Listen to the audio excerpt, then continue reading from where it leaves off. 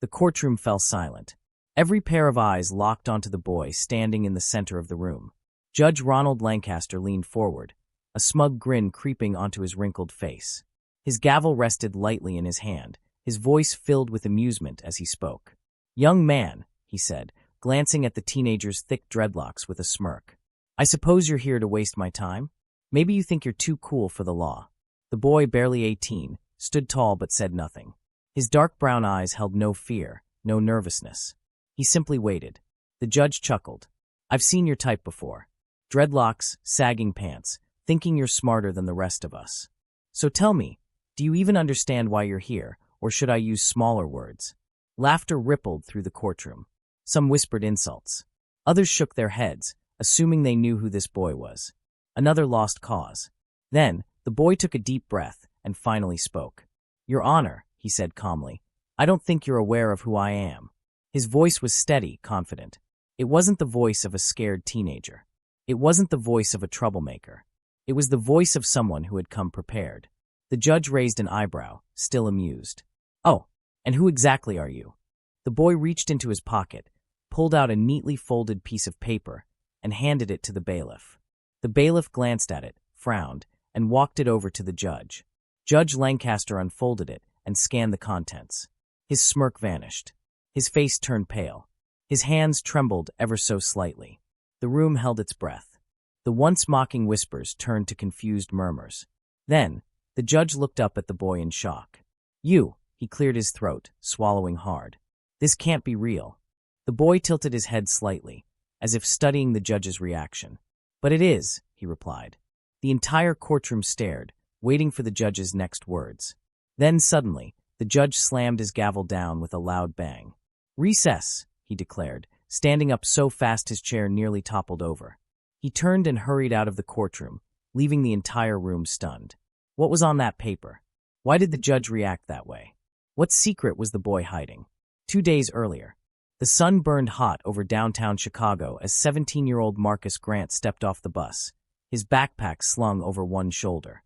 He tugged at the sleeves of his hoodie and adjusted his earbuds, drowning out the noisy streets. He had places to be. Marcus was different.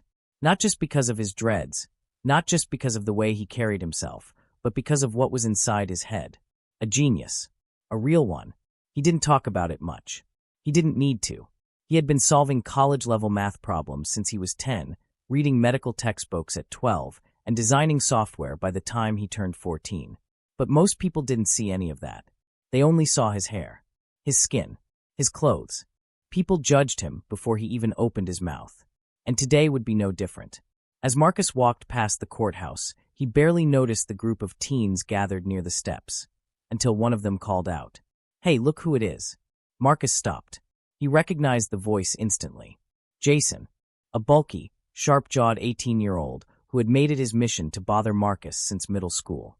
"Marcus Grant," Jason sneered, walking toward him. "What you doing around here? You lost." Marcus sighed, sliding his hands into his hoodie pockets. "Not today, Jason." "Oh, it's today," Jason grinned, cracking his knuckles. "You think you're all smart, huh? Walking around like you better than us." Marcus didn't respond. Jason's friends circled around, laughing. "I heard you skipped 2 grades, one of them taunted. "Think you special?" Marcus took a step back, but Jason blocked him. "You don't belong here, nerd," Jason spat. Marcus clenched his jaw. He had dealt with guys like Jason before. He knew the drill. Walk away, don't engage. But Jason wasn't finished. "You know what your problem is, Marcus?" Jason said, stepping closer. "You ain't got no respect. You think just 'cause you smart, you safe." Then, before Marcus could react, Jason shoved him, hard. Marcus stumbled back, hitting the pavement. His backpack spilled open, books tumbling out. Laughter filled the air. Marcus's hands curled into fists. Not because he wanted to fight, but because he was tired. Tired of people thinking they knew him. Tired of being underestimated. But he didn't move. Instead, he reached for his backpack and began picking up his things. "That's right," Jason sneered. "Pick up your books, little genius." Marcus didn't respond. He just grabbed his notebook, the one with all his latest projects, the one with formulas and blueprints, and dusted it off. Jason's foot shot forward. He stomped down, hard, right on top of the notebook. Marcus froze. A slow rage bubbled inside him, but he kept it in check. He looked up at Jason, his expression unreadable. Jason smirked. What? Gonna cry? Marcus exhaled. Then, he did something unexpected. He smiled.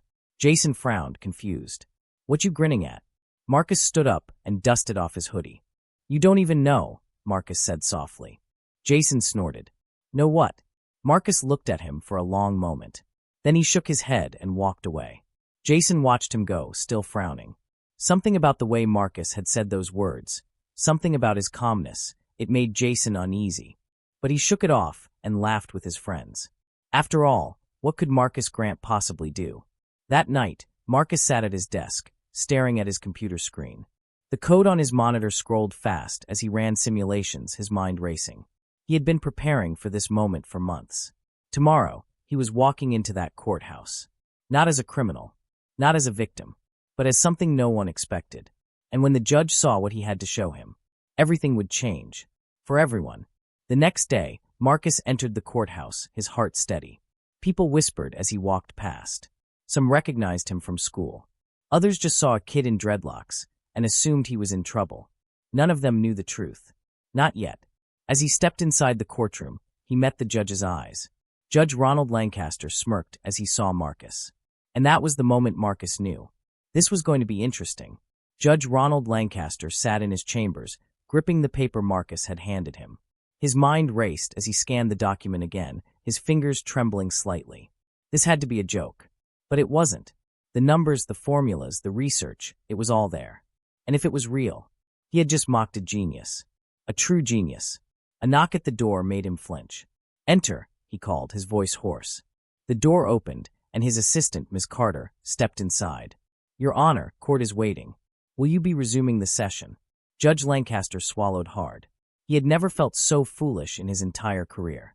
And for the first time in a long time, he wasn't sure what to do. He took a deep breath, straightened his robe, and stood up. Yes, he said finally. Let's get this over with. Marcus sat at the defendant's table, calm, unshaken. People still whispered around him. What was on that paper? Why did the judge storm out? The bailiff called for order as Judge Lancaster returned, his face unreadable. He sat down, cleared his throat, and adjusted his glasses.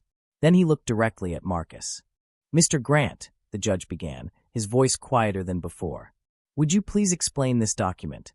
Marcus nodded, stood up, and turned to face the court. His voice was clear, steady. This, he said, holding up a copy of the paper, is a breakthrough in quantum encryption. It's a formula I developed over the last year. Silence. Blank stares. Confused murmurs.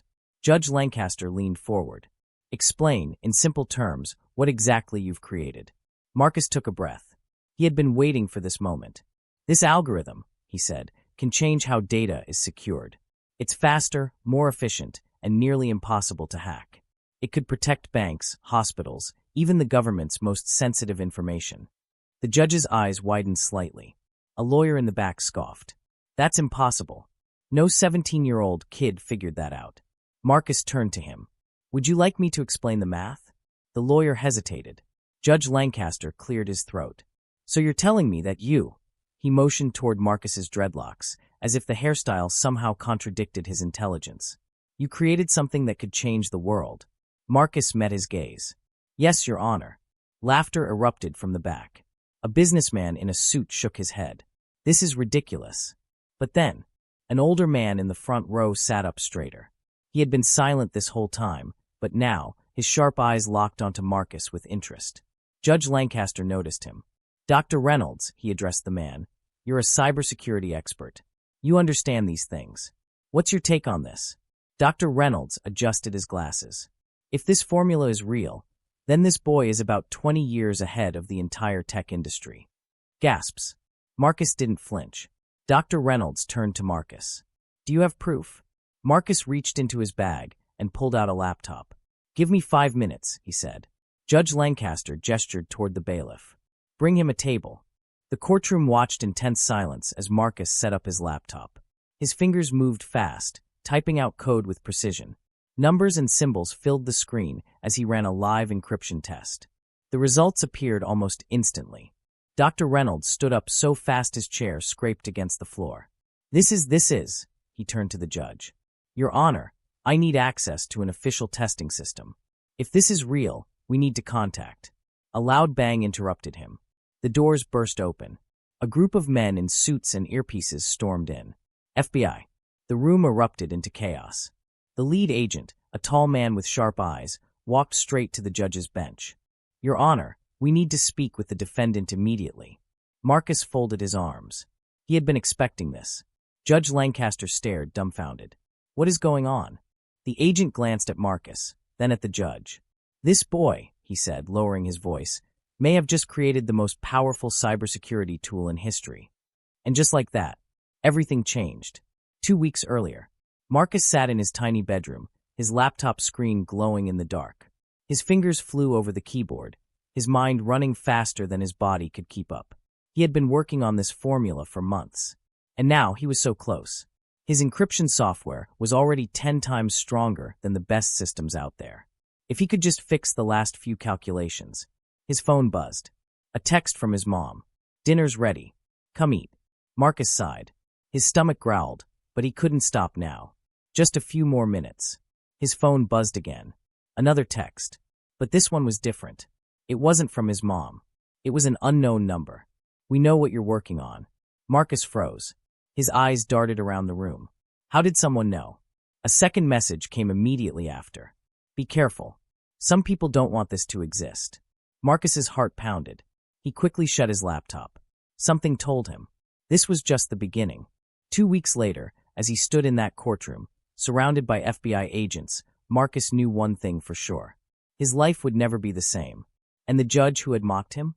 He was about to realize just how wrong he had been. The tension in the courtroom was so thick you could cut it with a knife. The lead FBI agent, a man in his 40s with sharp blue eyes and a military stance, stood in front of Judge Lancaster's bench. His voice was firm, leaving no room for argument. We need to speak with Marcus Grant. Now, Judge Lancaster shifted uncomfortably. Just moments ago, he had mocked this boy in front of everyone. Now, federal agents were treating him like the most important person in the room. This is highly irregular, the judge said, regaining some of his authority. This is still my courtroom. What exactly is going on here? The agent exchanged a glance with one of his men before stepping closer to the bench. He lowered his voice, but the courtroom was so silent that everyone could still hear him. Your Honor, the agent said gravely, if this encryption formula is as real as it seems, then Mr. Grant is in serious danger. Marcus sat still, watching everything unfold. He wasn't surprised. He had seen this coming. But the rest of the courtroom was stunned. Dr. Reynolds, the cybersecurity expert, finally spoke. Are you saying that his work could be a national security issue? The agent's jaw tightened. I'm saying that if the wrong people get their hands on it, they could bring down entire governments, wipe out financial systems, and crash global security networks. A gasp rippled through the crowd. Judge Lancaster rubbed his temples. This was getting out of control. He turned to Marcus. Mr. Grant, is this true? Marcus met the judge's eyes and nodded. Yes. His simple answer sent another wave of murmurs through the courtroom. All right, the judge exhaled, trying to process. And what do you need from this court, Agent? Agent Harris, the lead agent supplied. And we need to take Mr. Grant somewhere secure. Now, Judge Lancaster hesitated. He's not under arrest. No, Agent Harris agreed. But he is a target. The courtroom doors swung open again. This time, it wasn't the FBI. It was Marcus's mother. Angela Grant rushed into the courtroom, her heart racing. She had received the call 20 minutes ago. Her son was in court, and now the FBI was involved? She spotted Marcus immediately and hurried toward him. Marcus. She grabbed his face, checking him over like only a mother could. Are you okay? What is happening? Marcus gave her a small smile. I'm okay, Mom. Ma'am, Agent Harris cut in. I understand this is overwhelming, but we need to move quickly. Your son's work has drawn serious attention, and we believe he's in danger. Angela turned to the judge, her voice sharp. What did he do? Judge Lancaster sighed. He created something. Something important. Angela frowned, looking between them. Then she turned to Marcus. What did you do? Marcus hesitated. A loud crack rang through the air. Glass shattered. People screamed. A bullet had just ripped through the courtroom window. The room exploded into chaos. Down. Everyone down. Agent Harris bellowed, pulling his gun. His men did the same, spreading out to secure the area. Marcus instinctively dropped to the floor, his mother shielding him. Another shot rang out, this time embedding itself into the judge's bench. Judge Lancaster ducked, his face pale. What in the? The bailiff scrambled, trying to restore order, but people were panicking. Marcus's mind raced. This wasn't random. Someone was trying to kill him. Agent Harris grabbed Marcus by the arm. We're moving now. 2 agents flanked Marcus and his mother, guiding them through the chaos. They rushed out of the courtroom, down a restricted hallway, and through an emergency exit. The moment they stepped outside, black SUVs screeched to a stop in front of them. Go, go, go, an agent barked, shoving Marcus into the vehicle. His mother followed, looking terrified. Before the doors even closed, the SUV peeled out onto the street. Marcus's heart pounded as he looked out the window. Police sirens blared. Agents barked orders into radios. Someone had just tried to assassinate him. But who? And how did they know so quickly? Agent Harris turned in his seat, locking eyes with Marcus. Listen to me, kid. You're in the middle of something much bigger than you realize. Marcus swallowed hard. He already knew that. For months earlier. It had all started with a mistake. Marcus had been working on a new encryption formula for fun, something to challenge himself. But when he ran a test, the results were too good. The formula wasn't just strong. It was unbreakable. Excited, he uploaded a small piece of his work to an online forum for programmers, hoping for feedback. Big mistake. The next day, he received a strange email. We need to talk. Urgently. There was no name. No sender information. Just that one sentence. At first, he ignored it. But the messages kept coming. You don't understand what you've created. They're already watching. Then, run. Marcus had thought it was a prank. A joke. Until his laptop had shut down by itself. And his code. It was gone. Someone had stolen it. And now, for months later, someone was trying to kill him. Back in the SUV, Marcus took a deep breath. Who was shooting at me? Agent Harris frowned. We're working on it. But if I had to guess. Marcus waited. The kind of people, Harris said grimly, who don't like things they can't control. Marcus clenched his fists. He had spent his whole life being underestimated, being judged. Now the world was paying attention. And whoever was after him. They had just made their first mistake. They had let him live. And Marcus Grant was about to show them exactly who he was. The black SUV sped through the city, weaving between traffic with practiced precision. The sirens in the distance grew fainter as Agent Harris barked orders into his radio. Target extracted. Possible hostile sniper in the area. Get eyes on rooftops now. Marcus sat in the back, his heart pounding as he processed everything. His mother, Angela, gripped his hand so tightly that her nails dug into his skin. Marcus, she whispered, her voice trembling. Tell me what's going on. He met her gaze. She wasn't just scared, she was terrified. And it was his fault. He had thought he could handle this alone. That his work would only change systems, not his entire life. Now people were shooting at him. And he had no idea who they were. Agent Harris turned in his seat. Marcus, we need to talk. Now. Marcus nodded, shaking off his fear. Who do you think did this? Agent Harris studied him. I was hoping you could tell me. Marcus frowned. What? Harris sighed. Kid, you don't realize how big this is. Your encryption formula. If it's as powerful as Dr. Reynolds said, it could destroy entire intelligence networks. Hackers, governments, corporations. Everyone would want a piece of it. Angela's grip on Marcus tightened. But why would someone try to kill my son? Harris's expression darkened. Because sometimes, when people can't buy something, he glanced out the window. They just try to eliminate the competition. Silence filled the SUV. Marcus exhaled slowly. Someone out there wanted him gone. And they weren't going to stop. 45 minutes later, the SUV pulled into an underground parking lot beneath a heavily guarded office building. Armed agents flanked the entrance, scanning the area as the vehicle rolled to a stop. Out, Harris ordered. Marcus and his mother stepped out cautiously. The air was thick with tension. A steel door buzzed open, revealing a dimly lit hallway lined with security cameras. Harris motioned for them to follow. They walked in silence, past reinforced doors and keycard scanners. Finally, Harris stopped at a secure conference room and gestured for them to enter. Inside, a large screen flickered to life.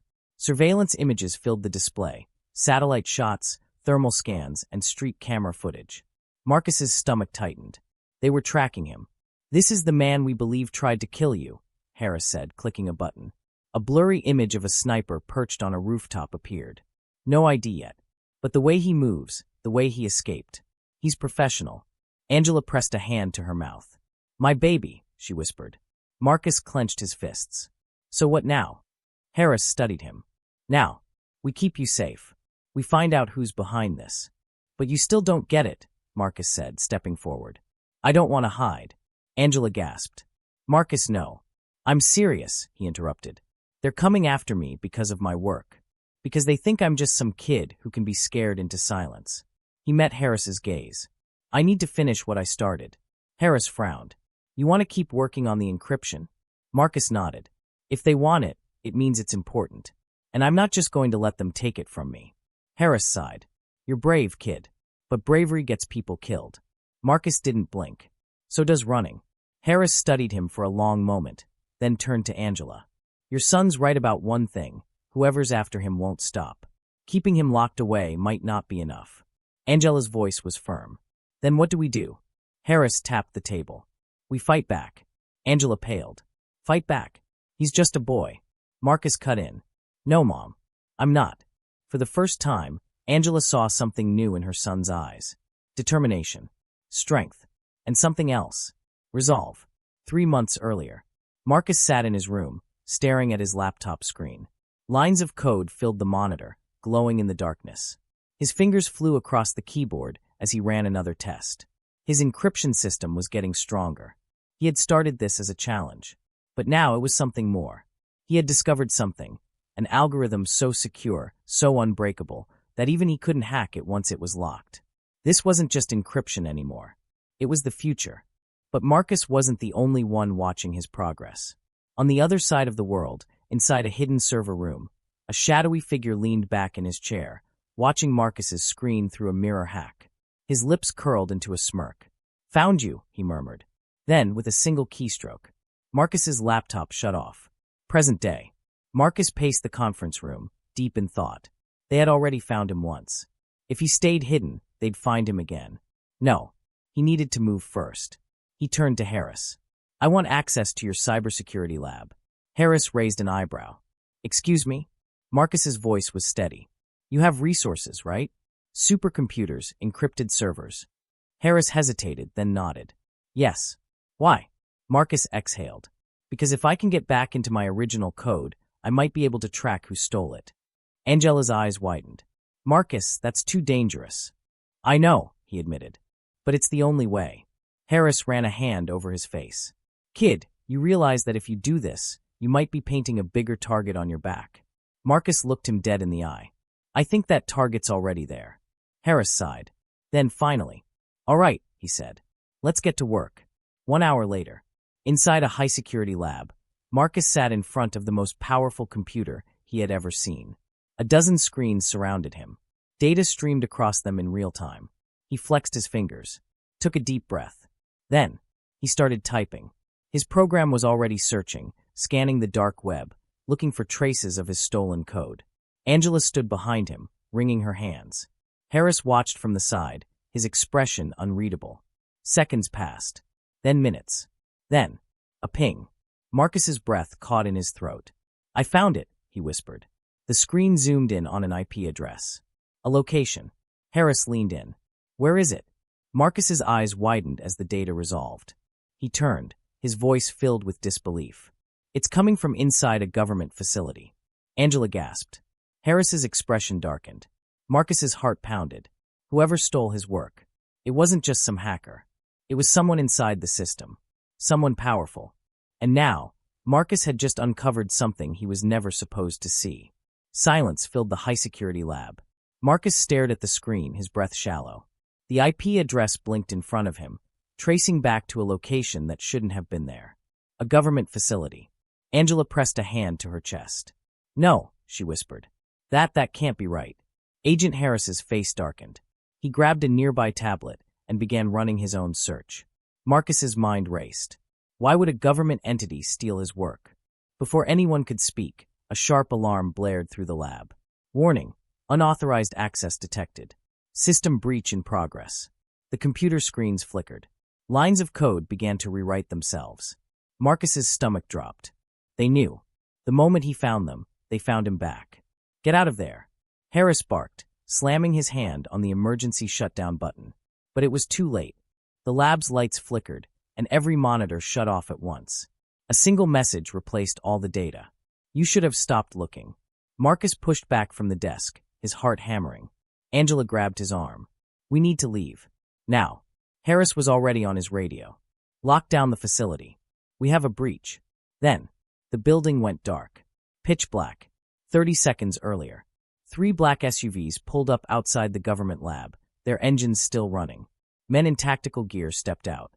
Silent. Precise.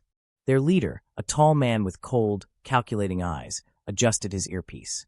"They made a move," he muttered. "Shut it down." His team moved fast. Within seconds, the power grid for the entire building was cut. Then they moved in. Present moment. Marcus barely had time to react before a loud boom rocked the building. A controlled explosion.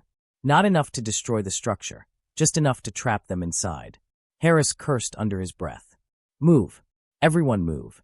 Red emergency lights flickered on, casting eerie shadows across the lab.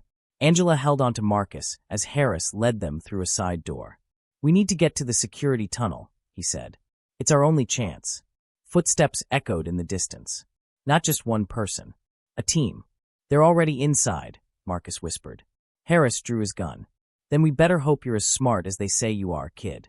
3 floors below. The attackers moved silently through the corridors. No wasted movements. No hesitation. They didn't fire blindly. They didn't need to, because they weren't here to kill. They were here to take. The leader checked his watch. "Grant is still in the building," he said into his radio. "Secure him. He's priority." The response was immediate. "Copy that. Moving in." Back upstairs. Marcus, Angela, and Harris ran. The hallway stretched endlessly before them, every door locked. They reached an elevator, but Harris shook his head. Too risky. Instead, he led them toward an old maintenance staircase. Angela gasped for air. "Where does this lead?" "The old access tunnel. It's off the grid, no cameras." Marcus hesitated. "You said this is a government facility. That means—" Harris nodded. "If we're lucky, there's an old escape route." Marcus's mind spun. This wasn't just some random attack. They were here for him, and whoever was behind this had power. Harris threw open the door to the staircase. "Move." They ran down one flight. Then another. Then, a gunshot rang out above them. Angela screamed. Marcus turned just in time to see a black-clad figure appear at the top of the stairs. A gun raised. Harris shoved Marcus down the next step. "Go!" Marcus fell, tumbling onto the landing below. Angela scrambled after him, her breath ragged. Harris spun and fired twice. One of the men dropped. But there were more. "Get him out of here," Harris shouted. Angela grabbed Marcus's arm and pulled. Marcus's vision blurred as they ran. Another gunshot. The sound of boots hitting metal stairs. A sharp voice behind them. "Stop." But Marcus didn't stop. He ran faster. 6 months earlier, Marcus had always known he was different. Even as a kid, he saw patterns others missed. Numbers made sense. Codes were like puzzles, and he could solve them faster than anyone. But one night, everything changed. He had been testing a new algorithm, playing around with encryption layers. Then, out of curiosity, he ran his code against a live system. Not to hack anything, just to see if it worked. And that's when it happened. A message flashed on his screen. "Access granted." Marcus froze. He had just accidentally hacked into a classified government server. Before he could react, his laptop shut down. A warning flashed on the screen. "This is not a game." His stomach dropped. He had crossed a line, and he had no idea who was watching. Present day. Angela and Marcus burst through a metal door at the bottom of the staircase. A long, dimly lit tunnel stretched ahead. Angela clutched his hand. "Where does this go?" Marcus shook his head. "I don't know." Behind them, shouting, heavy footsteps. They were coming. Angela turned to Marcus. "We have to keep going." Marcus's hands clenched into fists. No more running. He turned to his mother. "Mom," he said softly, "you have to trust me." Angela frowned. "Marcus, go." Her face twisted in fear. "What?" Marcus looked back at the staircase. A shadow moved at the entrance. They were here. and Marcus knew what they wanted. Him. If he kept running, they'd just keep coming. But if he stayed, maybe his mother could escape. Angela's voice shook. No. No, I'm not leaving you. Marcus swallowed hard. Mom, please. Tears welled in her eyes. Then, the first attacker stepped into the tunnel. Marcus met his gaze. He wasn't scared anymore. He was ready. The man raised a weapon, and Marcus made his move. Marcus took a deep breath. Then he moved. In one swift motion, he grabbed the emergency wiring panel on the tunnel wall and ripped it open. Sparks flew. The attacker hesitated for just a second, but a second was all Marcus needed. With his hands moving faster than thought, Marcus yanked 2 wires and jammed them together. The entire tunnel exploded with light. A high-pitched electrical surge blasted through the narrow space, sending a shockwave rippling through the walls. The attacker staggered back, his weapon dropping as his body convulsed from the sudden electrical burst. Marcus didn't wait. Mom, run. Angela grabbed his hand, and they took off down the tunnel. Behind them, the first attacker collapsed, but more were coming. More footsteps. More shadows in the dim light. They had seconds. Marcus's heart pounded as he ran, his mother right beside him. Up ahead, a ladder. A rusted, metal escape hatch built into the tunnel's ceiling. This way, Marcus shouted. Angela didn't hesitate. She grabbed the rungs, climbing as fast as she could. Marcus turned back. A second attacker was already on him. A tall man in tactical gear lunged forward, grabbing Marcus by the hoodie and slamming him into the wall. Pain exploded in Marcus's ribs. Got you. The man's voice was cold, emotionless. Marcus kicked out, but the man was stronger. He pinned Marcus against the cold concrete. You don't know what you're playing with, kid, he hissed. You should have stopped when you had the chance. Marcus's mind raced. His hands searched. Then they found something. A loose metal pipe on the wall. Marcus ripped it free. Swung hard. The metal pipe smashed into the man's wrist, knocking his gun loose. Ack! Marcus didn't stop. He drove the pipe into the attacker's stomach, forcing him back. Then, he ran. Angela had just reached the top of the ladder. Marcus, come on. Marcus grabbed the rungs, climbing as fast as his arms would let him. Below, the second attacker stumbled, clutching his ribs. But the others were coming. Marcus reached the top. Angela was already pushing the hatch open. Fresh night air rushed in. A parking lot. An empty street. They were outside. Marcus scrambled out after his mother, turning back just as the first attacker tried to grab his foot. Marcus kicked the hatch shut. Angela spotted a concrete block. Together, they shoved it over the hatch. Bam! The metal locked shut. Heavy pounding came from underneath. But for now, they were safe. Marcus and his mother stumbled away from the hatch, gasping for air. They had made it. But Marcus knew. This wasn't over. Not even close. Meanwhile, a few miles away, inside a dark, windowless room, a single laptop screen glowed. A live satellite feed played. A map of the city. Flashing red dots. Tracking Marcus Grant. A man sat in the shadows, watching the screen, his fingers steepled under his chin. The room was silent except for the sound of a radio crackling to life. A voice came through. Sir. The target escaped. The man's expression didn't change. Expected, he murmured. Continue monitoring. A pause. Sir, what if he keeps digging? The man's lips curled into a smile. He will. He leaned forward, watching Marcus's location on the map. And that's when we'll take everything from him. Back on the streets, Marcus and Angela ran. They didn't know where. They just ran. Sirens echoed in the distance. Marcus's mind raced. This was bigger than he thought. Way bigger. His work had been stolen. The government was involved. And now, someone wanted him gone. He turned to his mother. Mom, we can't go home. Angela, still catching her breath, looked at him with wide eyes. Where do we go? Marcus hesitated. Then, a thought. He pulled out his phone.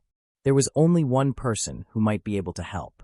A hacker he had met months ago on an encrypted forum. They had never spoken face to face. But this person knew things. Things about the dark web. About disappearing. Marcus had never planned to contact them. But now, he had no choice. He tapped a single message into his phone. Need help. Now. Seconds later. A reply. Meet me in 20 minutes. Warehouse on 5th. Come alone. Marcus exhaled. He turned to Angela. I know someone. Angela frowned. Someone. A hacker, Marcus admitted. Someone who knows how to stay off the grid. Angela hesitated, then nodded. They had no other option. And as they took off toward the darkened streets, Marcus knew. This was just the beginning. And whoever was pulling the strings. They had just made their second mistake. They let him escape. And Marcus Grant never stopped once he started. Marcus and Angela moved swiftly through the dark streets, keeping their heads low. The city felt different now, less like home, more like a trap. Every passing car, every flickering streetlight, every shadowed alley felt like a potential threat. Angela clutched her son's arm. Marcus, are you sure about this? Marcus didn't hesitate. No, but it's the best shot we have. They were heading to a warehouse on 5th, the meeting point given by the mysterious hacker. A person Marcus had never met. A person who might be their only hope. As they turned onto an abandoned street, Marcus's phone buzzed. A new message. You're being followed. Marcus froze. Angela looked at him, her breath hitching. What is it? Marcus slowly turned his head. A black SUV, engine running, parked half a block behind them. The headlights were off. No movement inside. But Marcus knew better. Someone was watching. His heart slammed against his ribs. We have to move. Without a word, he grabbed his mother's hand and darted down a side alley. Angela gasped but followed. Marcus, trust me. They wove through the maze of alleyways, stepping over broken crates and dodging trash cans. Marcus knew these streets. But did the people following them? His phone buzzed again. 2 men. Trained. Move faster. Marcus swallowed hard. Whoever this hacker was, they weren't playing around. He tightened his grip on his mother's hand. We need to run. And they sprinted. 2 blocks away. Inside the black SUV, 2 men sat in silence. Both wore dark suits. Neither spoke. The driver tapped an earpiece. They're moving fast. The passenger smirked. The kid's smart. The driver glanced at the GPS tracker blinking on his dashboard. Doesn't matter. The passenger pulled out a silenced handgun. He's still predictable. Then, they stepped out of the car. And they followed. The warehouse. Marcus and Angela arrived at the warehouse, lungs burning. The massive metal doors loomed ahead, rusted and covered in graffiti. Angela bent over, gasping. Marcus, what now? Marcus checked his phone. No new messages. He glanced back toward the alley. Nothing. For now. He knocked on the warehouse door twice. Paused. Knocked once more. Silence. Then, click. The door creaked open. Marcus hesitated, then stepped inside, pulling his mother with him. The door slammed shut behind them. A single overhead light flickered on. And standing in the middle of the warehouse was a girl. She looked no older than Marcus, maybe 18. Torn hoodie, black jeans, high-top sneakers, curly dark hair tucked under a beanie. But her eyes, sharp, calculating, dangerous. She folded her arms. You're late. Marcus blinked. You're. The girl smirked. Disappointed. Angela grabbed Marcus's arm. Who is this? The girl ignored her. You brought company? She's my mom, Marcus said quickly. The girl raised an eyebrow. Not smart. Angela bristled. Excuse me. Marcus cut in. We had no choice. Someone tried to kill us. The girl's smirk faded. Yeah, I saw. She turned and walked deeper into the warehouse. Come on. We don't have much time. Marcus and Angela exchanged a look, then followed. The girl led them to a makeshift tech station, monitors, cables, a half-built server tower. Angela whispered. Who is she? Marcus already knew. Your username is Ghost. The girl grinned. So you did your homework. Ghost was a legend in hacker circles. No real name. No confirmed identity. But she had pulled off impossible hacks before. Banks. Government sites. Even a military black ops server. And now, she was standing right in front of him. Angela frowned. How do we know we can trust you? Ghost shrugged. You don't. Marcus folded his arms. Then why are you helping me? Ghost's smirk disappeared. She tapped one of the monitors. A file opened. A picture. Marcus's stomach dropped. It was him. Surveillance photos. His school. His home. His code. Ghost's voice was serious. You think these people just want your work? She turned to face him. They don't want to use it, Marcus. They want to erase it. Angela's face paled. But why? Ghost tapped the keyboard again. A government logo appeared on the screen. One Marcus had never seen before. No words. Just a black circle with a white triangle inside. Ghost exhaled. Because what you built. She looked at Marcus. It wasn't just an encryption program. Marcus's pulse pounded. Then what was it? Ghost hesitated. Then, in a quiet voice, "You built a backdoor." Marcus froze. "What?" Ghost's fingers flew over the keyboard. Screens flashed with complex coding maps. She pointed at a single line of code. "You didn't just make encryption, Marcus." She turned to face him fully. "You made a skeleton key." Marcus's mouth went dry. "A key to what?" Ghost's voice was grim. "To everything." Angela's hand covered her mouth. Marcus shook his head. "No, that's not." But as Ghost scrolled through the data, he saw it. His own work. The code wasn't just locking data. It was making an entry point that could override any security system. Military, banking, intelligence networks, everything. Marcus had unknowingly created a tool that could break into anything. Angela gripped his arm. "Marcus, tell me you didn't." "I didn't know," he blurted. "I just wanted to make something unbreakable. I didn't know it could be used like this." Ghost nodded. "Yeah, well, they did." Angela swallowed hard. "Who's they?" Ghost turned to the screen. She zoomed in on a satellite feed. A live tracking signal. Angela's breath hitched. "Is that?" Marcus's own location. Right inside the warehouse. Ghost's face was grim. "They're coming." Marcus's heart stopped. Then, before anyone could say another word, boom. The warehouse doors blew open. Blinding light filled the room. Silhouettes. Men in black tactical gear flooded in. Laser sights. Guns pointed directly at them. A voice echoed from the entrance. "Marcus Grant." A figure stepped forward. A man in a suit. Calm. Confident. Smiling. Marcus's blood ran cold. "You've caused quite a bit of trouble," the man said. Marcus clenched his fists. Ghost cursed under her breath. Angela clutched her son. The man tilted his head. "It's time to come with us." Marcus didn't move. He wouldn't. Not without a fight. And as the armed men closed in, Marcus made his choice. "'Cause what does this mean?" Marcus swallowed hard. "It means," his voice was low, "they're never going to stop." Ghost cursed. "We need to get rid of it now." Marcus frantically patted himself down. His hoodie. His pants. His shoes. Nothing. Ghost grabbed his wrist. "Not there," she said. Then she pointed. "To your mother." Angela's eyes widened. "No." Ghost stepped closer. "They wouldn't risk putting it on you. Too obvious." "But her." Angela's breath hitched. She grabbed at her coat. Her watch. She unbuckled it and froze.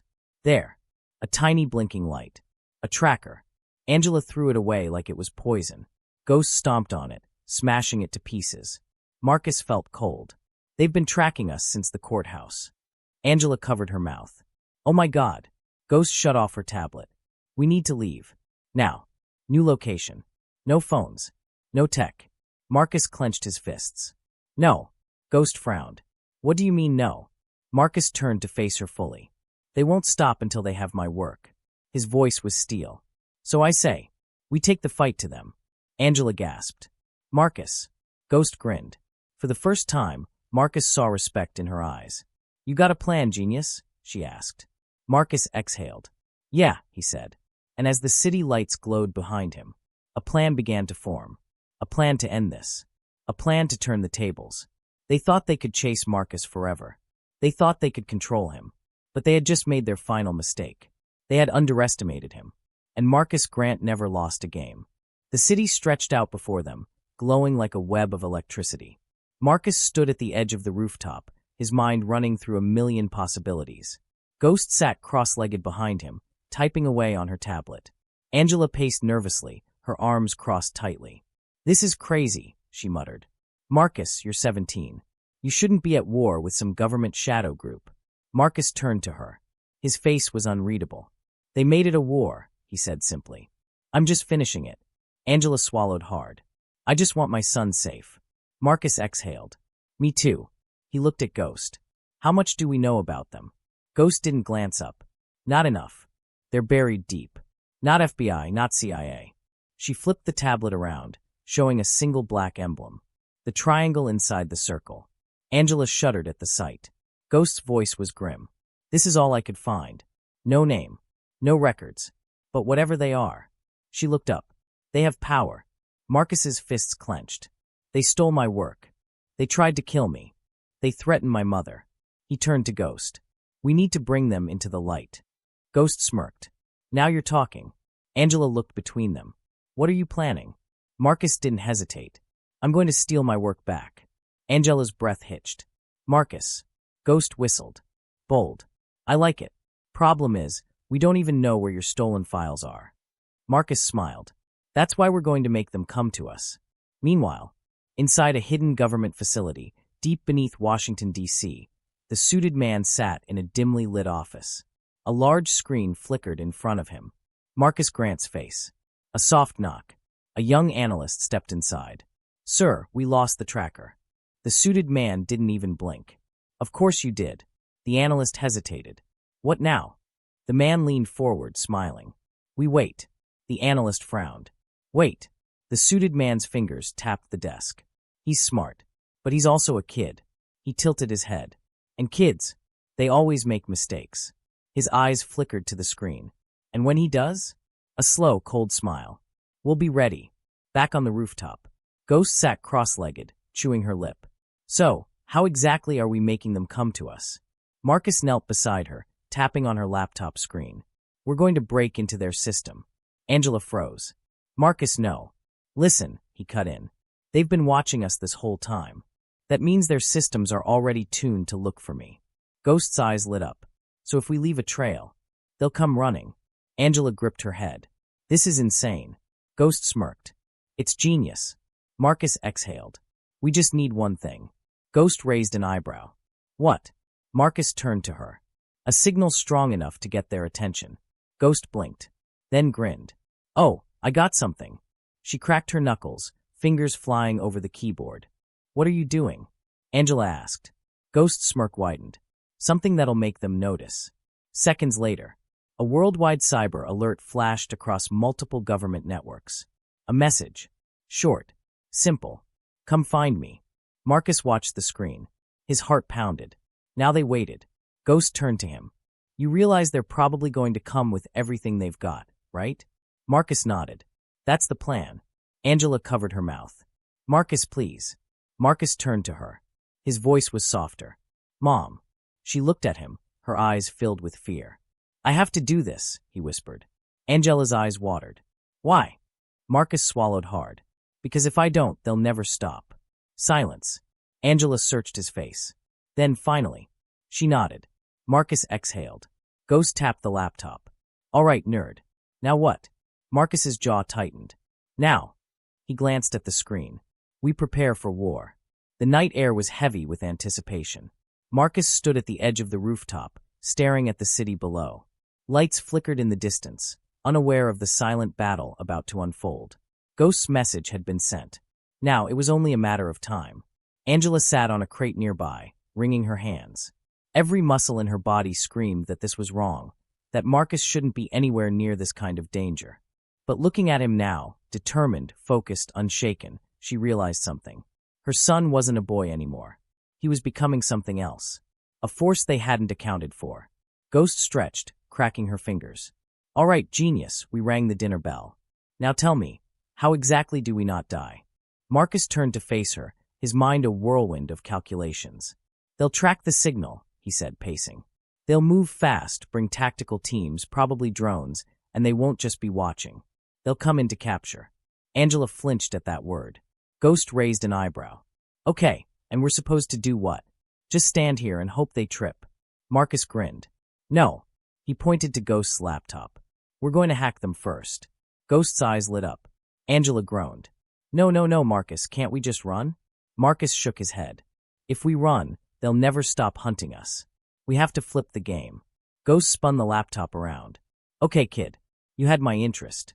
Now you have my attention. What's the play? Marcus exhaled. We don't escape. Ghost leaned in. We trap them.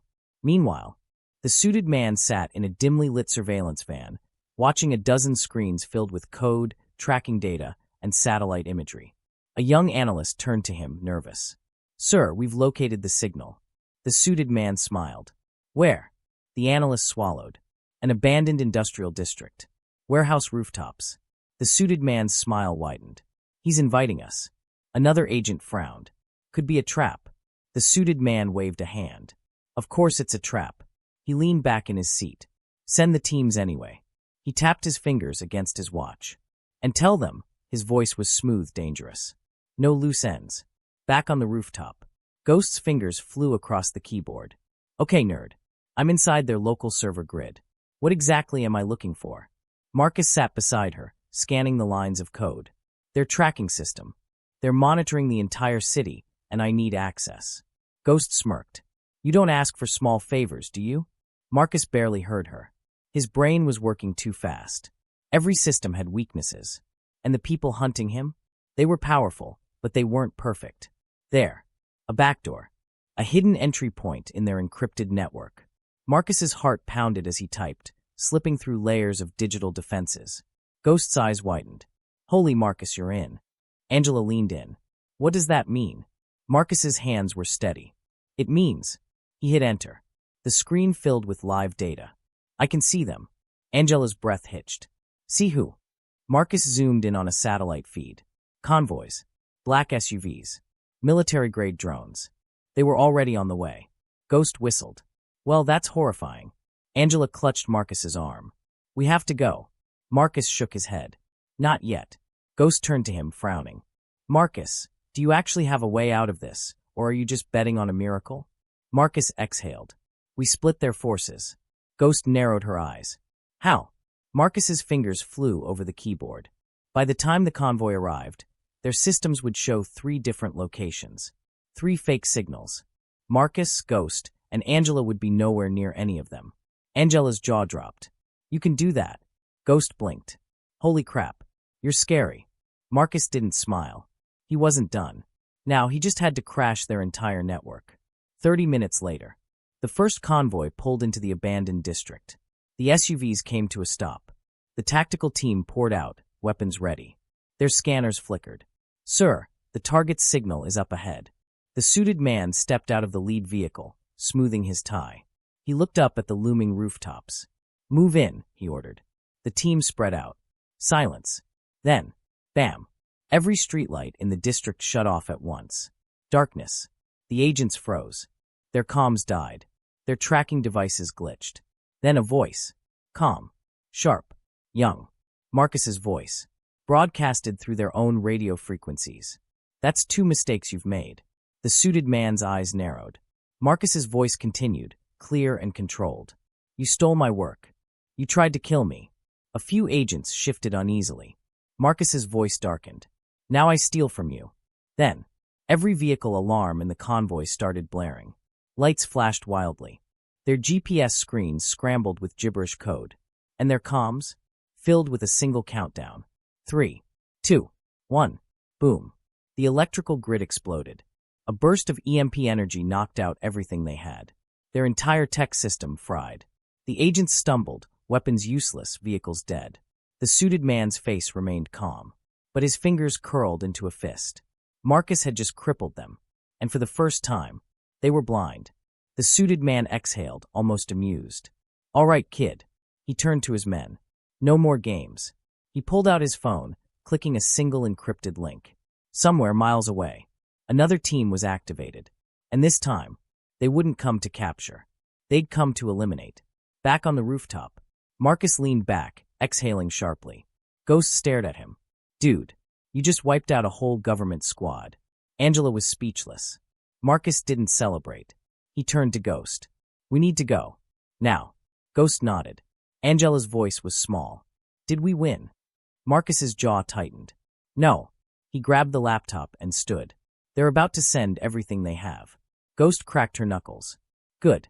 Marcus looked at the city. Angela held his hand. And together, they disappeared into the night. Because the war wasn't over. It was just getting started. Marcus, Ghost, and Angela moved through the dark alleyways, leaving the chaos of the ambush behind. Every nerve in Marcus's body was on high alert. He had just delivered a crippling blow to their enemies, but he knew the retaliation would be swift and ruthless. Ghost tapped away on her tablet, her fingers flying. They're scrambling, she muttered. You fried their comms, their vehicles, their surveillance. Right now they're blind. Marcus didn't slow down. Not for long. Angela's breath was unsteady. Where are we going? Ghost glanced at Marcus. That's a good question, genius. You just declared war on some shadow government goons. What's the next move? Marcus exhaled. We find out who they are. Ghost smirked. I was hoping you'd say that. Meanwhile, deep inside a government blacksite facility, the suited man sat in a quiet room. The walls were dark, the air thick with tension. He stared at the laptop in front of him. A single live feed. A message blinking on the screen. Marcus's voice. That's 2 mistakes you've made. The suited man let the words replay, over and over. Then, with perfect calm, he pressed a button on his desk.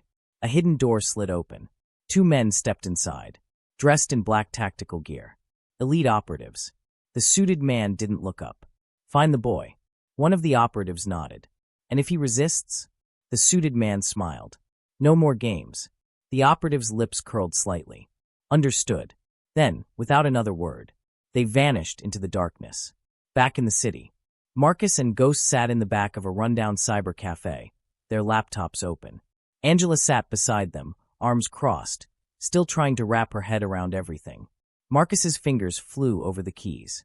Ghost leaned over his shoulder. What exactly are we looking for? Marcus narrowed his eyes. A crack. Ghost raised an eyebrow. You just knocked out their systems, and now you're going back in? Marcus didn't stop typing. I didn't destroy everything. Just enough to make them panic. And when people panic, Ghost's eyes lit up. They make mistakes. Angela frowned. But isn't this dangerous? Marcus's jaw tightened. Everything is dangerous now. Ghost nodded approvingly. Kid's got a point. Then, Marcus's screen flashed. A ping. Ghost's eyes widened. You got something? Marcus zoomed in. A leaked data stream. From inside their network. Angela leaned forward. What does that mean? Marcus swallowed hard. It means, he hesitated, staring at the encrypted files. Ghost leaned in. It means someone on the inside just left a door open. Angela's breath hitched. A door for who? Marcus's voice was barely a whisper. For us. Meanwhile, inside a surveillance van, an elite strike team monitored the city. One of the operatives turned to his commander. We have movement. The commander leaned in. Where? A screen displayed a location. The cyber cafe. The commander smirked. Send them in. Back at the cafe, Marcus and Ghost worked fast. The open data stream was a gift. Someone on the inside, someone from the organization hunting them, had unknowingly left behind a trace. And Marcus was following it straight to the source. Ghost's voice was urgent. We need to move fast. We don't know how long this window stays open. Angela looked around, nervous. What if they're already watching us? Marcus didn't look up. They are. Angela froze. Ghost cursed. And how do you know that? Marcus turned his laptop around. A second live feed appeared. Security cameras. The front of the cafe. 3 black SUVs. Pulling up. Ghost's breath hitched. Oh crap. Angela's face turned pale. Marcus, what do we do? Marcus snapped his laptop shut. We run. The first gunshot shattered the front window. Customers screamed. The cafe erupted into chaos. Marcus grabbed Ghost's arm. Back exit now. Angela clutched his hand as they ran toward the rear of the cafe. Behind them, heavy boots stormed inside. The elite strike team was here. Ghost slammed through the back door, leading them into a narrow alley. Marcus's mind raced. The streets were too open. They needed cover. Then he spotted it. A maintenance tunnel, half hidden behind a dumpster. Marcus didn't hesitate. In here. Ghost dove in first, sliding down the tunnel entrance. Angela followed, barely breathing. Marcus jumped in last. And just as he disappeared, the strike team reached the alley. Too late. The commander scowled. He's getting better, he muttered. Then he clicked his radio. Call it in. He's not just running anymore. A cold pause. He's hunting us back. Inside the tunnels, Marcus, Ghost, and Angela rushed forward, moving through the dark underground. Angela's voice was shaky. Where are we going? Ghost pulled out a flashlight. Somewhere safe. I know these tunnels. Marcus's mind was still spinning. That open data stream. It meant someone on the inside wasn't loyal. Someone could be turned. And if Marcus could find them first, he could bring this whole organization down. Angela placed a hand on his shoulder. Marcus, she whispered, her voice heavy with concern. What's happening to you? Marcus swallowed hard. He wanted to tell her the truth. That he wasn't scared anymore. That he had crossed a line. That he wasn't just running. He was fighting back. And he wasn't going to stop until it was over. Until they paid. Instead, he just said, I'm going to end this. Ghost glanced at him. For once, she didn't have a joke. Because she knew. Marcus Grant wasn't a victim anymore. He was becoming something else. Something dangerous. Something unstoppable. And for the first time, the people hunting him were afraid. The underground tunnel stretched endlessly before them. Marcus, Ghost, and Angela moved swiftly, their footsteps echoing in the damp, musty air. Every few seconds, Ghost would glance over her shoulder, making sure they weren't being followed. Angela was still gripping Marcus's arm, her breathing unsteady. "We can't keep running forever," she whispered. "We need a way out." Marcus's jaw tightened. "We're not running. Not anymore." Ghost flicked on her flashlight. "Good news? We should be clear for now. Bad news." She pointed ahead. "This tunnel's got a dead end in about 3 blocks. Angela's face paled. "So we're trapped." Marcus shook his head. "Not yet." Ghost raised an eyebrow. "You got something up your sleeve, genius?" Marcus nodded. "We're going to force them to reveal themselves." Angela's grip tightened. "Marcus, what does that mean?" Marcus turned, eyes cold. "They think they control the board," he said. "That they can move all the pieces." He exhaled. "But they don't realize I'm playing a different game." Ghost whistled. "All right, kid, you officially scare me." Marcus's fingers flew across his laptop keyboard. "I'm about to do something crazy." Ghost smirked. "That's my favorite kind of plan." Angela wasn't smiling. "Marcus, what are you doing?" Marcus didn't answer. Instead, he hacked into their system again. But this time, he wasn't hiding. This time, he was leaving a message. Meanwhile, inside the black site facility, alarms blared. The suited man strode into the control room, his expression unreadable. An analyst turned pale. "Sir, it's him." The suited man's gaze flickered to the massive screen. A new message. From Marcus Grant. A single sentence. "You stole from me. Now I'm stealing from you." The suited man grinned. "Well played," he murmured. But then, the entire screen flickered. Data erased itself. Files vanished. Security cameras shut off. And then, a second message appeared. "Let's see how you like being blind." The analysts panicked. "Sir, he's wiping our database." The suited man's smile faded. For the first time, he looked annoyed. Marcus Grant had just struck back. And it was only the beginning. He turned to his men. "Send the order." One of them hesitated. "Sir." The suited man's voice was ice. "No more games. Kill him." Back in the tunnels. Ghost snapped her head up. "Marcus, what the hell did you just do?" Marcus closed his laptop. "I cut off their eyes. Their ears. They're flying blind." Ghost blinked. "Dude, you just declared full-on war." Angela gripped Marcus's shoulders. "Marcus, I'm serious. They won't stop now." Marcus looked her in the eyes. They were never going to stop. Angela's lips trembled. "But this makes you their biggest threat." Marcus exhaled. "I already was." Ghost whistled. "You're cold, kid." Then, a distant explosion. The tunnel rumbled. Angela gasped. "What was that?" Ghost checked her tablet, her face paling. Oh, that's not good." Marcus's stomach twisted. "What?" Ghost slowly turned to him. "They're sealing off the tunnels." Marcus felt his breath catch. Angela's eyes widened. "What does that mean?" Ghost pointed down the tunnel. "It means if we don't get out now, we're getting buried alive." Above ground, a team of black-clad operatives moved quickly, planting detonation charges along key tunnel access points. One of them clicked his radio. "Final phase complete." A voice crackled back. "Light it up." The operative pressed the detonator. Boom. Inside the tunnel, the walls shook violently. Chunks of concrete collapsed behind them. Angela screamed. Marcus grabbed her arm. "Run." Ghost was already moving, dodging falling debris. The tunnel caved in behind them, dust and smoke filling the air. Marcus's lungs burned. He pushed forward, pulling his mother along, sprinting toward the exit. Ghost shouted. "There!" A ladder. A rusted maintenance ladder led up to a locked grate. Marcus didn't stop. He grabbed the rungs, climbing fast. Angela followed, coughing. Ghost was last, her fingers slick with dust. The tunnel collapsed completely below them. Marcus reached the top, slammed his shoulder into the metal grate. It didn't budge. No. Ghost shoved past him, pulled a small explosive from her bag. Angela's eyes widened. "Where did you?" Ghost winked. "I always come prepared." She planted it against the grate. Boom. The explosion blew it open. Fresh night air rushed in. Marcus scrambled out, pulling his mother behind him. Ghost leapt up last. They had escaped, but barely. The tunnel was now a buried grave. Angela clutched Marcus. I thought we were going to. Marcus held her. We're okay, Mom. Ghost dusted herself off. That was too close. Then she checked her tablet. And froze. Marcus noticed. What? Ghost turned the screen. The live tracking feed. Marcus's stomach dropped. Angela's breath hitched. Marcus. They know where we are. Marcus looked up. And that's when he saw them. Black SUVs. Pulling in from every direction. Surrounding them. A dozen men in tactical gear stepped out. Weapons raised. Angela gasped. Marcus. A figure stepped forward. The suited man. He smoothed his tie. Smiled. And then, he clapped. Slow. Mocking. Congratulations, he said. You gave us a good chase. Marcus felt ice in his veins. The man's smile widened. But it ends here. He gestured. The men aimed their weapons. Ghost cursed. Angela clutched Marcus. The suited man took one step closer. His voice was calm.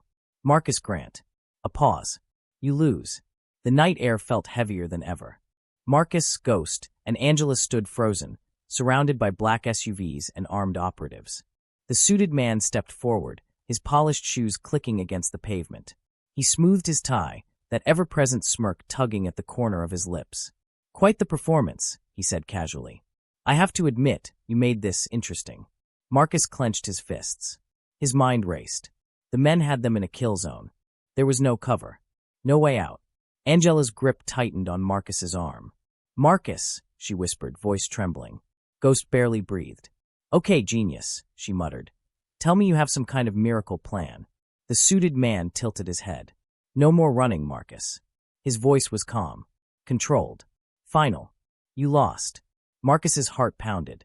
His eyes flicked over the scene. Analyzing. Measuring. But there was nothing.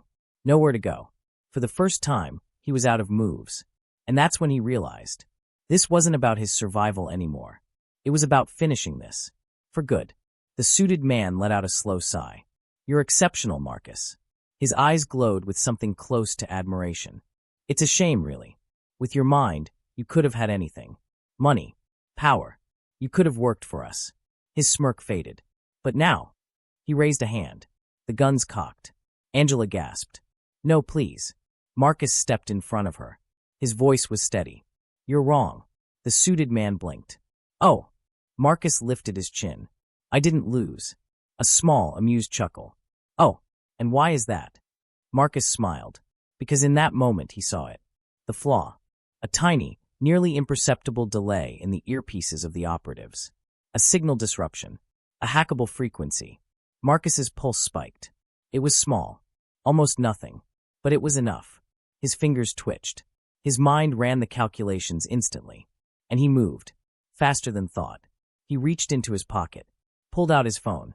And with one single keystroke, everything changed. Inside the enemy network. A hidden signal burst surged through the operatives' communication systems. The suited man's earpiece crackled violently. So did the earpieces of every single operative. They flinched. Confused. Weapons wavered.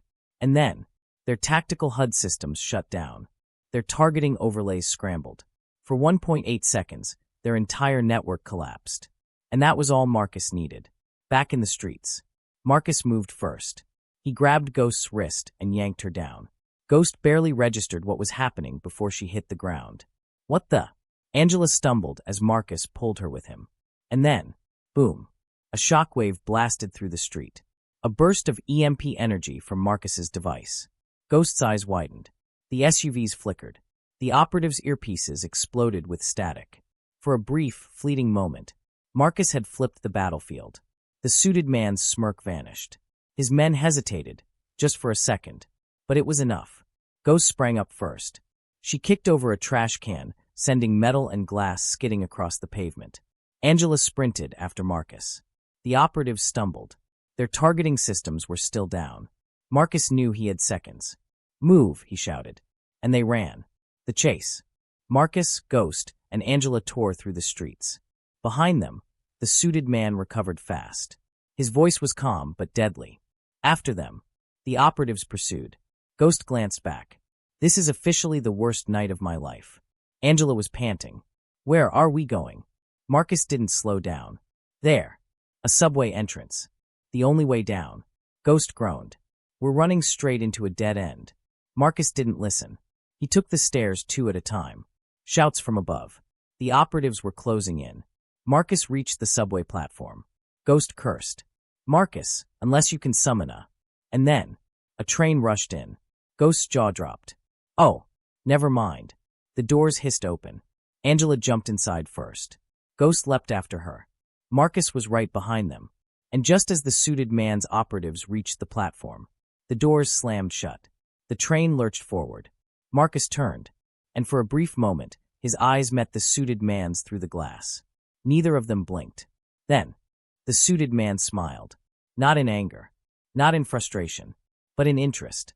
Like he had just confirmed something he had always suspected. That Marcus Grant was worth chasing. Then, the train sped into the darkness. Marcus exhaled. Angela collapsed onto a seat, shaking. Ghost just stared at him. Dude, she breathed. You are the craziest freaking nerd I've ever met. Marcus leaned back. His heart still pounded. His body still shook. But he wasn't afraid anymore. For the first time, he knew what he had to do. They had stolen from him. They had hunted him. But now he was coming for them. And this time, they weren't ready.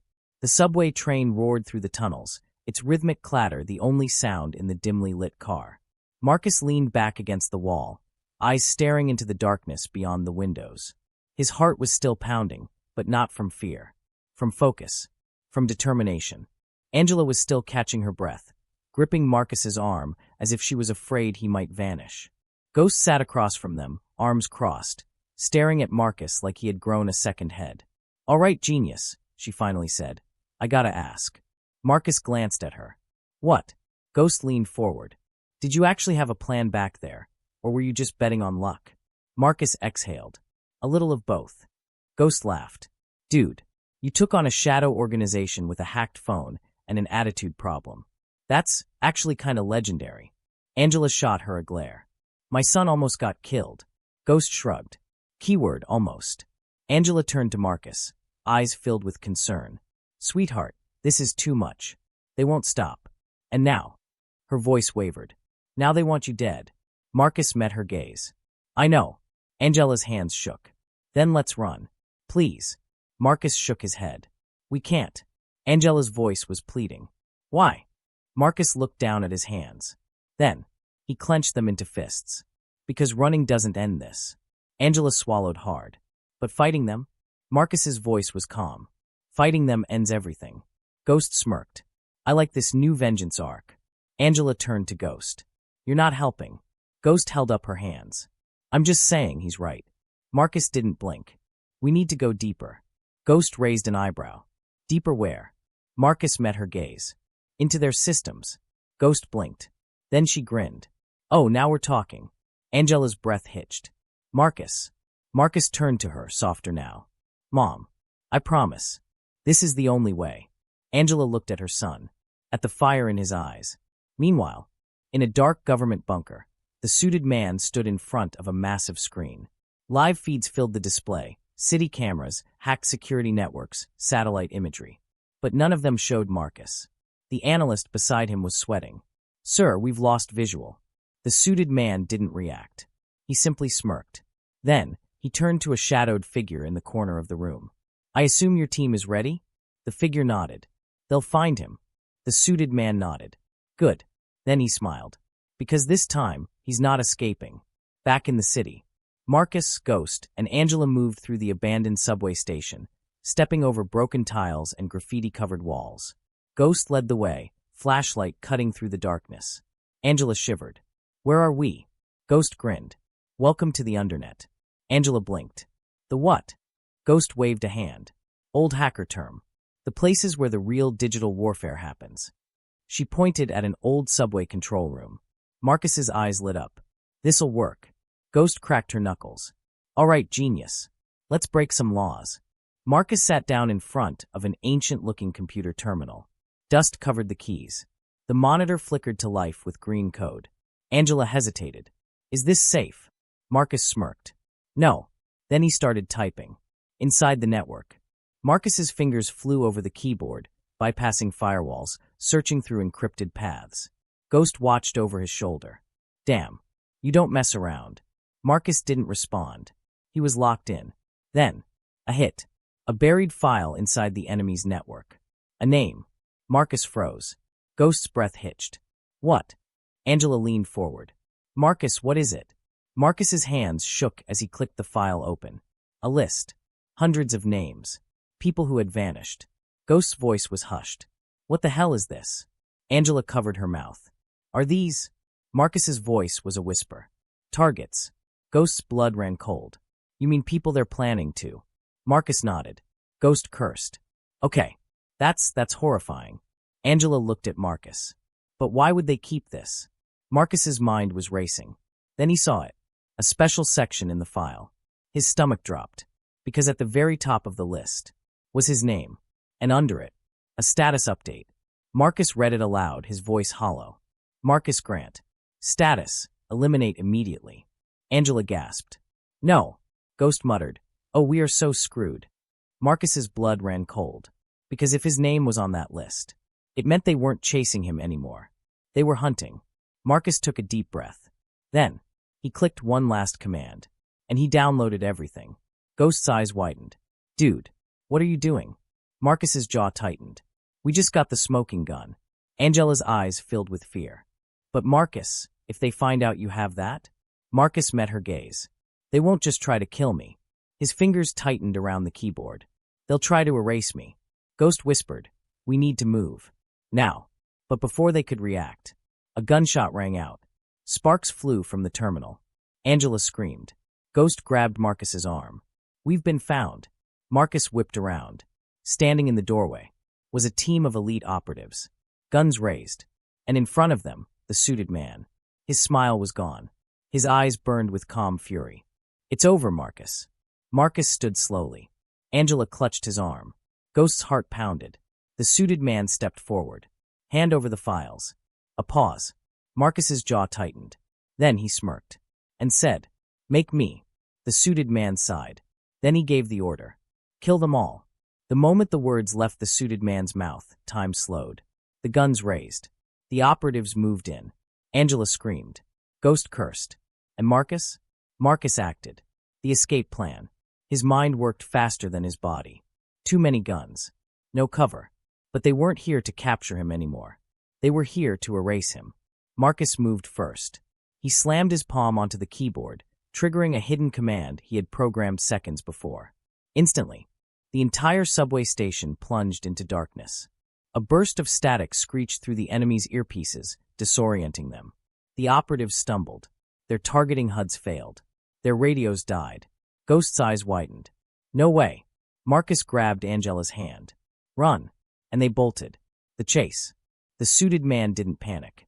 He simply adjusted his tie. Then, flashlights on. Pursue. The operatives recovered fast. Boots thundered behind Marcus as he led Angela and Ghost through the tunnels. Ghost kept up, breathing hard. You got an actual plan, or are we just HH? A bullet slammed into the wall beside her. Marcus pulled her aside. Angela gripped his arm, terrified. Marcus, we're almost there.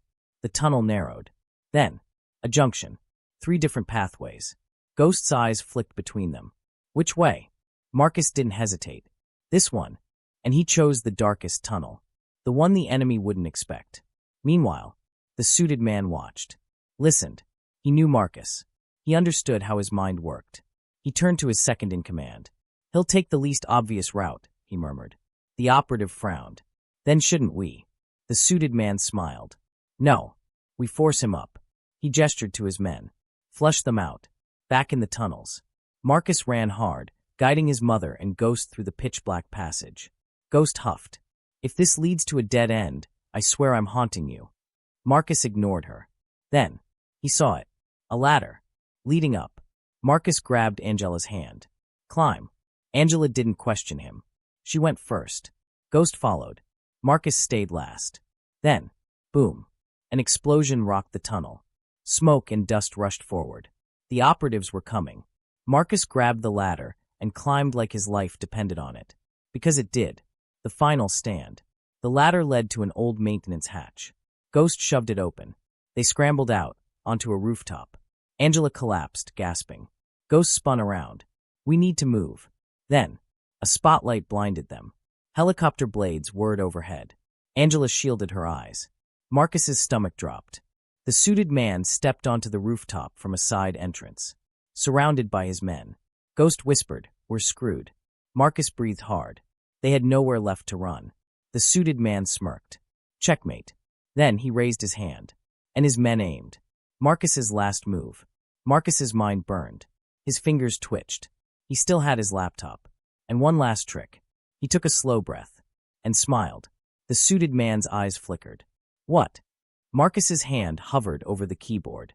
"Before you kill me," he said, voice calm, "you should probably know something." The suited man raised an eyebrow. "And what's that?" Marcus pressed enter, and every single screen in the city lit up. The broadcast, every billboard, every TV station, every news feed, they all flashed with the same message. A video. Marcus's voice. "To the world, they are lying to you." The suited man's face fell. The video played everything. The organization's stolen files. The list of targets. The proof of their crimes. Ghost gasped. "Dude, you just went full Snowden." Marcus's voice continued. "They tried to erase me. But now the world knows." Angela covered her mouth. Marcus looked at the suited man. "You just lost." The suited man's jaw clenched. He knew. It was over. The organization couldn't hide anymore. And then, the sirens began. The collapse. Police. Federal agents. News helicopters. They were all coming. Marcus had just exposed everything. Ghost laughed. "Oh man, I hope you like headlines." The suited man's face twisted in anger. He looked at his men. "Stand down." The operatives hesitated. Now, they lowered their weapons. The suited man adjusted his tie. Then he looked at Marcus and smiled. "You're impressive," he admitted. "Dangerous." His eyes darkened. "This isn't over." Marcus held his gaze. "Yes, it is." The suited man exhaled. Then, he turned and walked away. The aftermath. 30 minutes later. Marcus sat on the edge of the rooftop, watching the chaos unfold below. Angela hugged him tight. "It's over, baby. It's over." Ghost nudged him. "Dude, you just took down an entire shadow government." Marcus smiled. But deep down, he knew. The suited man was still out there. Somewhere. Watching. Waiting. But for now, Marcus had won. And that was enough. For now. Epilogue. A week later, Marcus stood on a quiet balcony, watching the sun rise. Angela stepped beside him. "What's next?" Marcus exhaled. "I don't know." Angela placed a hand on his shoulder. "Whatever it is, I'll be right here." Marcus smiled. Ghost leaned against the railing. "So, you want to take down another conspiracy, or do we just rob a bank for fun?" Marcus laughed. For the first time in a long time, he felt free. And as the sun rose, he knew his story was just beginning.